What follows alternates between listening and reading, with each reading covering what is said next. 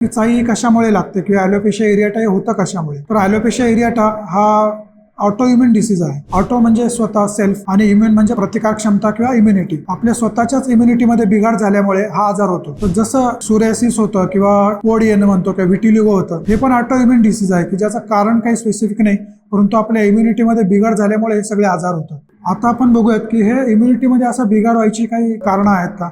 असं स्पेसिफिक कारण अजूनपर्यंत तरी काही सापडले नाही, परंतु काही फॅक्टर्स आहेत की जे याला ट्रिगर करतात. त्यातील सर्वात महत्त्वाचा फॅक्टर आहे की स्ट्रेस, टेन्शन. स्ट्रेसमुळे आपल्या इम्युनिटीमध्ये बराच वेळा बिघाड होतो आणि हा बिघाड कधी कधी ॲलोपेशिया एरियाटामध्ये घेऊन जाऊ शकतो. त्यासोबतच थायरॉइड सारखे काही आजार असतील, थायरॉइडमुळे ॲलोपेशिया एरियाटाही होऊ शकतो. त्यासोबत काही ऑटोइम्युन डिसीज झालेले असतील की जसं सोरियासिस आहे, कोड आहे, त्यासोबतच डाऊन सिंड्रोम आहे, असे काही आजार असतात किंवा आर्थरायटिस आहे की जे ऑटोइम्युन डिसीज आहे.